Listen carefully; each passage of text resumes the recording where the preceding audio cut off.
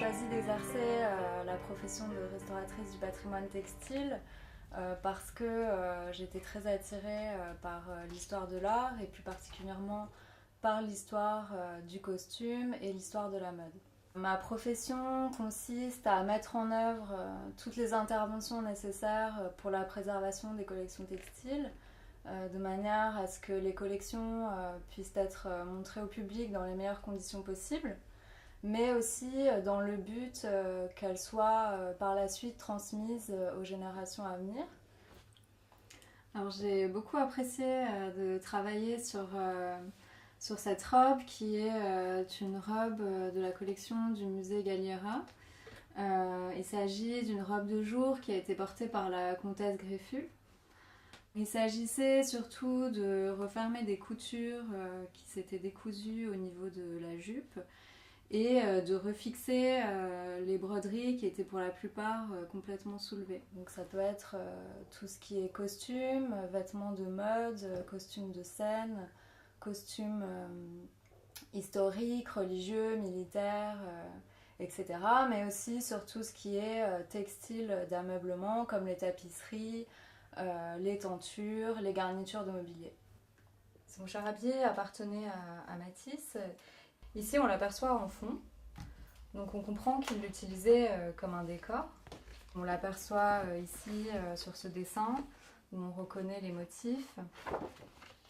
On l'aperçoit aussi également ici. Nous avons dû faire un important travail de recherche de teintes parce que certaines zones étaient plus décolorées que d'autres et de fait il y avait des rouges plus vifs par endroits et beaucoup plus éteints sur d'autres parties.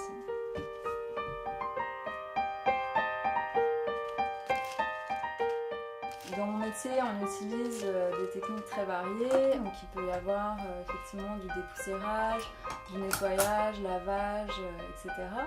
Mais aussi une partie qui est plus liée à la consolidation de l'objet, avec des recherches de matériaux, de teintes, du refixage de décors et beaucoup de techniques différentes. En ce moment, je suis une formation professionnelle de broderie haute couture au sein de la maison Le Sage. Vous avez par exemple ici la pose de paillettes en rivière. Vous avez ici la pose de perles à la façon d'un vermicelle. Ici, il s'agit d'une pièce de cuir qui a été appliquée sur l'organza de soie. Ici, il s'agit d'une technique qui consiste à poser des paillettes debout.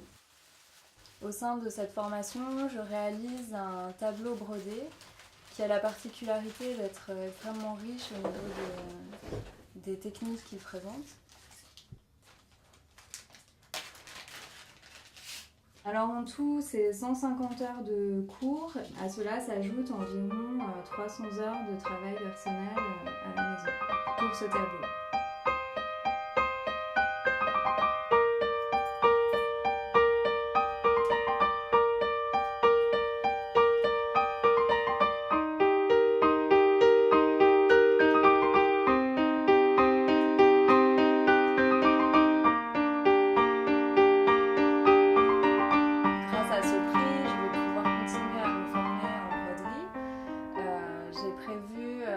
Prochainement de suivre un nouveau module au sein de l'école Le Sage qui consistera à broder sur un tulle et à réaliser des broderies en relief à l'aide de crépines et de mousseline. Le prix Pellerin est pour moi une belle opportunité